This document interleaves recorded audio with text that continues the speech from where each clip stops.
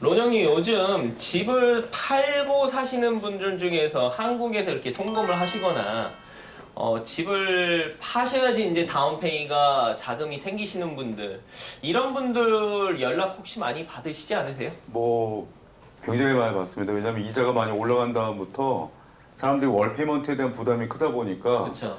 중간에 목돈으로 갚으면 페이먼트 낮출 수 있냐, 재용자 안 하고도 할 수 있는 방법이 있냐, 뭐 환율 때문에 조금 늦게 했으면 좋겠다 이런 분들 굉장히 많죠.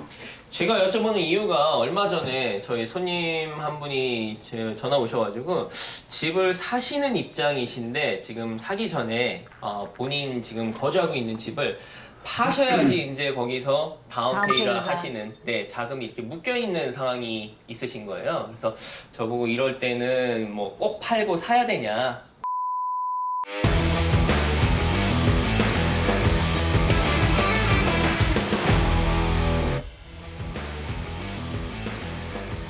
많은 분들이 꼭 이거를 뭐 집을 사시고 나중에 차후에 집을 본인 거주하신 집을 파셨을 경우에 재용자를 하시면서 먼틀리 페이먼트를 낮춰야 되는 거 아니냐 이렇게 많이들 궁금해 하세요. 하지만 그렇죠. 다른 방법이 또 있잖아요. 왜냐하면 이제 재용자라는 거는 본인이 받았던 이자보다 낮아지는 조건이 아닐 경우에는 탄저블 베네핏이 발생을 하지 못하면은 재용자를 할 수가 없게 돼 있어요, 사실은. 네. 물론 원금을 더 갚으면서 바꾸는 거는 법적으로 허용이 돼 있긴 한데 시나리오가 여러 가지가 있겠지만 어떤 사람들은 그냥 단순히 내가 돈을 더 넣고 재용자 같은 그런 과정을 거치지 않고도 월 페이먼트를 낮추길 원하는 분들이 있거든요. 그렇죠. 그러니까 리캐스팅이라는 건 말 그대로 낚시할 때 캐스팅한다고 그러잖아요. 낚싯대 네. 던지는 거. 그걸 다시 리캐스팅한다는 뜻인 건데 내가 처음에 빌렸던 원금으로부터 추가로 중간에 원금을 상환할 경우에 내려가는 밸런스대로 페이먼트를 다시 계산해주는 방법이 리캐스팅입니다. 많은 분들이 리캐스팅 자체를 모르시는 것 같아요. 그렇죠. 네, 모르는 그렇죠. 거죠. 리파이낸스 재융자는 이제 흔히들 다들 알고 계신데 리캐스팅은 또 이렇게 굳이 뭐 적극적으로 광고를 하지 않아서 왜냐면 뭐 융자하는 업체 입장에서 볼 때는 리파이낸스를 해야지 수입이 되는 거지 그렇죠. 리캐스팅은 수입이 되는 게 아니니까 뭐 굳이 그거를 손님들한테 대대적으로 홍보한다거나 할 필요는 없으니까 이제 안 하는 분들도 있고 랜더마다 서비스하는 랜더마다 그 팔레스가 틀려요. 네. 그래서 리캐스팅 자체가 안 되는 곳들도 있기 때문에 내가 하고 있는 은행 모두가 다 한다고 생각하실 수는 없는 겁니다. 다시 한번 제가 여쭤보면 그 리캐스팅에 대한 정의를 한번 간략하게 조금 리파이낸싱이랑 큰 차이점이 뭐인지 한번. 그러니까 간단하게 리파이낸스라는 거는 융자 내가 갖고 있는 기존의 융자 자체를 완전히 새롭게 바꾸는 게 리파이낸스고 리캐스팅이라는 거는 처음에 모게지 페이먼트가 계산됐던 원금을 다시 조정한다라고 보시면 될 것 같아요. 그러니까 한국 분들이 이제 이해하시기 쉽게 조금 다시 설명을 드리면 원금을 일부 상환을 해서 네. 내 매달 나가는 돈을 이제 낮추는 그렇죠. 게 그렇죠. 리캐스팅이고 왜냐하면 융자는 네. 원래 맨 처음에 빌리는 돈으로 이자가 계산되면 그걸로 30년이면 30년을 균일하게 나눠갖고 페이먼트를 하는 방식이에요. 매월 원금과 이자의 비율은 틀려지지만 그런데 중간에 내가 그냥 리캐스팅을 통하지 않고 10만 불을 갚으면 융자의 기간이 줄어드는 거지 월 페이먼트가 변동을 안 하거든요. 근데 의미 없이 그냥 중간에 10만 불을 갚았다. 그러면 뭐 페이먼트도 변동 없고 한 거를 뭐하러 미리 갚겠어요, 그죠? 리캐스팅이라는 거는 10만 불을 갚아서 원금이 30만 불로 내려가게 되면 내려간 금액대로 다시 페이먼트를 계산해주는 방식입니다. 원리금이 이제 그렇죠. 바뀌게 되는 줄어들겠네요. 그리고 이제 리파이낸스 같은 경우는 한국 말로 치면 재대출, 그렇죠, 재융자. 그렇죠, 재융자죠. 그러니까 새로운 대출을 일으켜서 기존 대출을 갚는 그렇죠, 거죠. 그렇죠. 그래서 그런 차이점이 있는 것 같아요. 저희가 이런 거를 좀 여쭤보는 이유가 아까 말씀드렸다시피 이제 요즘 같은 경우는 본인의 집을 팔고 거기서 이제 애꼬리가 많이 생기셨으니까 그 돈을 다운페이를 하셔야 된다라고만 이제 생각하시는 분이 있는데 이거를 저희가 대대적으로 이렇게 영상을 통해서 말씀드리고 싶은 게 꼭 그렇지만은 않고 방법이 이런 리캐스팅을 통해서 일단은 미니멈 다운페이먼트를 하시고 그 다음에 이제 새 집을 구입하신 다음에 그 집, 기존의 집을 파신 때 그렇죠. 이제 그거를 이제 원금 상환이 맞죠? 원금 상환. 네. 네, 원금 상- 일부 상환. 원금 일부 상환을 하심으로써 먼틀리 페이먼트를 재조정할 수 있는 방법이 그렇죠. 있다. 그렇죠. 네. 해당 그렇게 사항 활용하시면 되는 좋을 것 경우가 여러 가지가 있을 수 있는 게 예를 들어서 아주 그냥 간단한 예를 들면 내가 CD를 갖고 있는데 만기가 한 4개월 남았는데 크루징은 지금 해야 돼요. 그럼 보통 CD를 만기 이전에 해약할 경우에는 2달치의 인트레스트를 페이먼트로 이제 빼게 돼 있어요. 네. 그러면 금액이 얼마인지 모르겠으나 이게 모게지 페이먼트를 더 내는 것보다는 조금 더 큰 금액이 될 거거든요. 그러니까 이런 분들 같은 경우는 지금 있는 돈을 우선 지금 크로징을 하고 CD 만기 때 받을 거 다 받아서 리캐스팅을 신청하셔도 되는 거고 제일 해당 사항이 많은 분들은 한국에서 송금을 갖고 와서 다음 페이를 쓰셔야 되는 분들은 보내는 쪽도 문제가 있고요. 증여세 관계로 해서 이제 6월 달부터는 10만 불까지 보낼 수 있게 됐지만 이전에는 이제 5만 불 이상은 못 보냈었던 거였었으니까. 근데 제일 중요한 건 환율이죠. 네. 환율이라는 건 매일 바뀌는 거긴데 작년 2022년도 1월 달만 해도 환율이 1,170원 정도로 됐던 걸로 기억을 하는데 지금 한 평균 1,300을 왔다 갔다 하고 있는 중인데 이 환율이 100원만 떨어져도 굉장히 큰 금액이죠. 그렇죠. 10만 불에 100원이면 상당히 큰 금액인데 그걸 굳이 지금 갖고 와서 억지로 높은 환율에 다 갖고 오는 방법보다는 일단은 갖고 올 수 있는 만큼으로 먼저 집을 구입하고 그 다음에 이제 순차적으로 환율을 봐가면서 돈을 갖고 와서 갚는 방식으로 하는 게 더 유리하다고 볼 수가 있죠.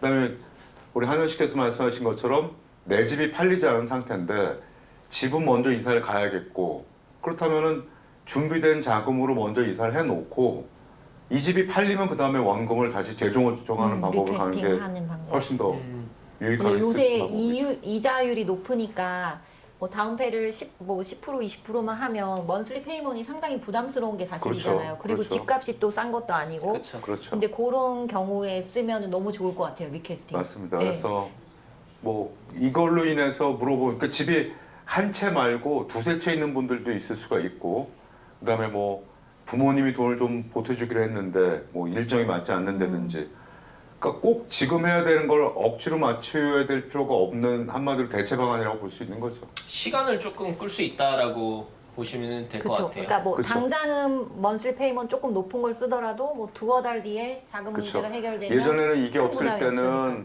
무조건 월 페이먼트를 낮추려면 다 재융자를 통해서 융자 전체를 바꿔야 되면 비용도 많이 들고 그쵸. 했는데 이자가 내려간다면 당연히 리파이낸스가 훨씬 더 맞는 겁니다. 왜냐하면 전체적으로 페이먼트를 낮출 수가 있으니까. 근데 돈은 있는데 이자는 별로 차이가 없고 월 페이먼트는 한 500이라도 낮췄으면 좋겠고 그런다면 당연히 리캐스팅을 쓰는 방법이 훨씬 더 효과적이라 할 수 있죠. 저는 좀 개인적으로 궁금한 게 금리가 그러니까 이자율이 어느 정도 떨어지면 리파이낸스를 하는 거를 더 추천하세요? 제가 예전에도 한번 여기서 같이 말씀을 드렸던 것 같은데 이렇게 보시면 돼요. 두 분이 예를 들어서 융자를 받았는데 이자를 지금 6.5에 받았습니다. 근데 이자가 내려가서 5.5가 됐어요. 그럼 두 분 같으면은 제일 먼저 고려하는 게 월 페이먼트가 얼마 줄을 건가와 이걸 하기 위해서 들어가는 비용을 걱정할 거잖아요. 그죠? 예. 그렇죠. 근데 만약에 비용이 없다면 네. 하시겠어요? 안 하시겠어요? 당연히 당연히 하죠. 해야죠. 그런 겁니다. 그러니까 재융자는 언제 해야 되는가의 가장 기준이 되는 거는 내가 이 융자를 바꾸기 위해서 들어가는 비용 부담이 얼마만큼 되느냐가 제일 중요한 거예요. 먼틀리 페이먼보다는. 네. 네. 재융자는 집을 구입할 때보다는 훨씬 더 비용이 더 적게 들어가게 되어 있고요. 이거 저희 회사 PR 해도 되나요? 네. 네네. 저희 같은 경우는 저희가 해드렸던 손님들 재용자 할 때는 저희가 받는 비용들을 다 일단 빼드립니다. 부정을 최대한 덜어주기 위해서. 그리고 이제 조지아 인텐저블 텍스를 저희가 집을 살 때 용자를 해드렸던 손님에 한해서는 조지아 인텐저블 텍스를 웨이브를 해드릴 수가 있게 돼요. 그러면 비용이 융자 금액에 따라 차이는 있겠습니다만 2,500에서 3,200불 내외로 크로징할 수가 있게 되는 거죠. 근데 매월 내가 페이먼트가 250불이 줄어든다 그럼 1년에 3,000이니까 이런 경우면은 손님들이 좀 부담 없이 하시는 경우가 있고 이자가 많이 떨어졌다라고 한다면은 최저 이자를 받는 걸 택하지 마시고 이자를 조금 더 높이더라도 비용이 안 들어가는 걸 택하셔야 될 겁니다. 이게 리캐스팅하는 게 꼭 답이겠느냐에 대한 부분은 어떤 거냐면은 그 손님이 갖고 있는 다른 채무가 얼마만큼 부담이 돼서 내가 이 돈으로 그 빚을 갚는 것보다는 모기지를 갚는 게 더 낫겠다. 또는 내가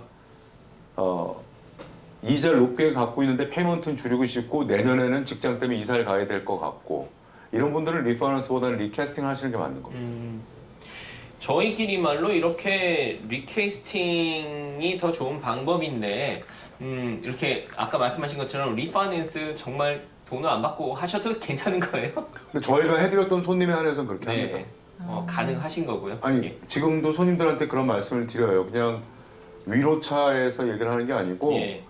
지금 높은 기간에 융자를 받으셨던 분들한테는 저희가 저의 들어가는 언더라이팅 피라는 거는 빼드릴 겁니다라는 얘기를 미리 다 해드리는 이유가 네, 그렇게 부담을 좀 줄여서 가면은 2,500, 3,000불 정도입니다라고 하면 손님들이 집 살 때보다 훨씬 적은데요라고 얘기를 하잖아요. 그렇게 해야 그분들이 재융자를 받는 거에 진짜 실질적인 효과가 있게 되는 거고 이 모기지라는 건 이자가 떨어지게 되면 페이먼트가 줄긴 하지만 더 좋은 건 사실 이자로 가는 포션이 줄기 때문에 원금이 더 많이 갚아지게 됩니다. 그렇죠. 이렇게 론 형님도 뭔가 사회에 환원하는 이런 거를 캠페인을 이렇게 정신이 있으신 것 같은데 저희도 뭔가를 해야 될 것 같아요. 그러니까 뭔가 두 번째 집 사시면은 좀 더 그쵸. 큰 격려 박수를 드린다든지 뭔가 프로모션을 해야 될 것 같아요. 네. 저희도 차별화를 해야 될 것 네, 같아요. 그래서 손님께서 꼭 필요하신 거, 뭐 네. 렌트로 놓으실 적에 뭔가를 더 해드린다든지 네네. 뭔가 좀 구상을 해봐야 될 것 같은데 네. 이런 좋은 방법이 있는데도 불구하고 많이 걱정을 하시느라고 이렇게 선뜻 새 집을 구입하시는 거를 망설이신 분들이 많으신 것 같아요. 근데 아까 말씀하신 것처럼 은행에서 다 이게 승인을 해주는 게 아니기 그렇죠. 때문에 이거는 그럼 융자 하실 적에 미리 알아봐야 되는 부분인가요? 그렇죠. 이게 가능한 게 맞는지에 대해서 먼저 확인해 보시는 게 필요하고요. 그다음에 뭐 횟수에 대한 제한이나 이런 건 사실은 없게 돼 있는데 이 서비싱하고 있는 랜더 입장에서도 그냥 손님이 페이오프를 하는 것보다는 그래도 융자를 갖고 있어주는 게 나은 거거든요. 이자 네. 수입이 들어오는 거기 때문에. 근데 모든 데들이 다 해주지는 않는 건 확실합니다. 오케이. 이게 작은 금액으로 다시 그 일부 상환 많이 어려. 상환. 일부 상환 네. 좀 짧습니다.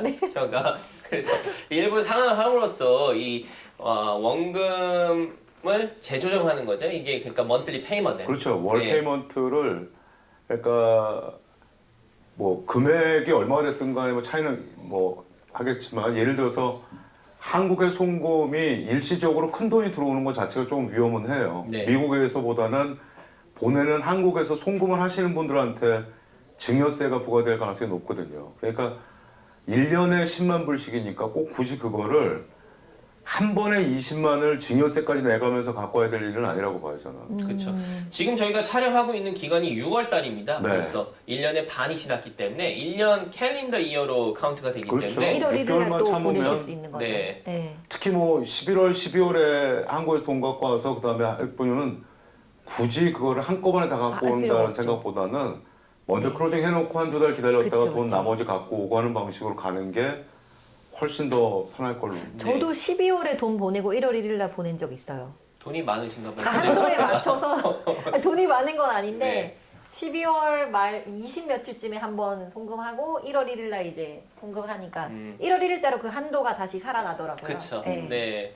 그런 분 같은 경우 특히 이렇게 목돈을 일부 상환을 하시면서 먼틀리 페이먼은 리퀘스트를 통해서 적은 비용으로 이렇게 줄이시는 방법이 있으시니까 굳이 꼭 이렇게 말씀하신 대로 이렇게 증여세를 높게 내시면서까지 또 피를 줄이실 수 있는 방법 중에 하나니까 이런 것도 한번 염려를 하셨다가 집을 팔고 사시는 상황.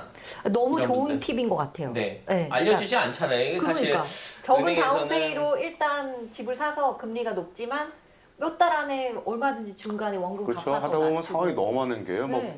부모님 댁하고 합치려고 하는데 그렇죠. 부모님 집은 아직 안 팔리고 있고 우리는 요즘 집 잡기 힘드니까 네. 빨리빨리 결정을 해줘야 셀러들하고도 일이 되니까. 맞아요.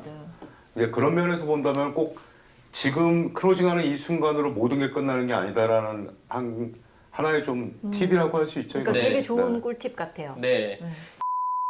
리캐스팅이라는 네. 거는 융자를 페이먼트를 최소 2번을 먼저 해야 됩니다. 그러니까 네. 크로징하고 그 다음날 10만 불 넣을게요는 안 돼요. 왜냐하면 페이먼트 셋업이 아직 안 됐으니까 퍼스트, 세컨드 페이먼트를 먼저 내고 두 번째 내고 난 다음에는 내가 통장에 돈이 있다라는 거 스테이먼트를 이제 제공을 하게 돼 있어요. 그러면 얼마만큼 할 건지에 대한 어플리케이션을 주면 거기다 적어서 페이먼트를 보내면 그게 원금에서만 깎이게 돼 있고 어그리먼트가 다시 오게 돼 있죠. 네. 내려간 금액대로 이제부터 월 페이먼트는 얼마입니다라고. 딱 한 가지 기억하셔야 되는 거는 6개월 이내에는 처음 빌렸던 원금으로부터 30% 이상을 못 갚게 돼 있습니다. 예를 들어서 내가 50만 불을 빌렸으면 15만 불 이상을 6개월 이내에는 못 갚아요. 네. 그것도 근데 그럼 6개월, 6개월 지나고는 이후 이렇게 상관없습니다. 플랜해서 또 그렇게 하셔도 괜찮죠. 될 것 같아요. 뭐 네. 6개월 정도는 크게 부담스럽지는 않을 수 맞습니다. 있으니. 또 소유 씨처럼 이렇게 돈 많으신 분들 같은 저 경우는 없어요. 갚으실 이런 게 많으니까 아이, 돈이. 돈 많다고 또 이 집 없어요. 근처에 저 도둑 진짜 뚫리고 저희 이거 촬영하시면서 도둑 많이 이렇게 어느 집 아니 먼저 도둑도 우리 집에는 안 제 들어오더라고요. 론형 테이크 먼저 가져갈 게 갔다가 없어요. 저희 집만 이렇게 뭐 평민입니다. 구글 찍어주면 다 옵니다. 어쨌든 오늘 이렇게 저희가 상황에 맞게끔 이런 리캐스팅이라는 옵션도 있다는 거를 영상을 통해서 알려드리고 약간 싶어가지고 상황에 맞는 상환. 굉장히 또 어려운데 이게 지금 좀 생각났어요. 상황에 맞는 상환. 네, 상황에 맞는 네. 상환. 저도 오늘 은행 분들하고 좀 얘기를 했었는데 지금이 아마 CD 금리로서는 최고치로 보고 있어요. 이게 그렇죠. 이거보다 더 올릴 수는 없는 상황인 거고 사실은. 근데 이제 지금 은행들 입장에서는 예금을 많이 확보해야 되는 입장이 필요한 게 은행들이 이제 몇 개 망하고 난 다음부터 이제 중소 은행들 쪽에도 좀 규제가 될 준비를, 가능성이 네. 높아지기도 하다 보니까 예금 예치된 돈을 갖고 레버리지를 통해서 중앙은행으로부터 돈을 빌려 갖고 오는 건데 금리는 더 올려주는 거는 어려울 것 같다라고 나오는 걸 봐서는 이제부터는 아마 지금 CD가 최고점이 아닌가 이렇게 보이긴 합니다. 그래서 그런 걸 비교하셔서 어떤 분들은 이 큰 돈을 집 갚는 데 쓰지 않고 CD에 넣는 게 더 이익 아닌가요? 제 개인적인 의견은 당연히 은행에 넣어놓는 게 사실은 더 좋은 겁니다. 네. 왜냐면 은행에서 붙은 이자에 이자가 또 붙게 되고 복리로 컴파운드로 가는 방식이기 때문에 매월에 생활하는 거에 대한 거 페이먼트만 하실 수 있다면은 은행에서 불릴 만큼 불린 다음에 리캐스팅을 하시는 것도 괜찮은 겁니다. CD 만기 차후에. 되면 이렇게. 맞습니다. 네. 잘 들으셨죠, 부자 소율 씨? 네. CD도 부자는 원래 돈을 쉬지 않는 데입니다. 해야겠네요. 네, 금리랑 크게 상관 없으시니까.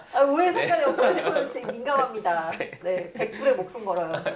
제가 이렇게 또 상황에 맞게끔 또 이런 옵션이 있다는 걸 영상을 통해서 한번 이렇게 찍어봤고요. 또 네. 나중에 또 너무 좋은 것 같아요. 네, 네. 좋은 영상으로 좋은 내용으로 또 한번 준비를 해보도록 하겠습니다.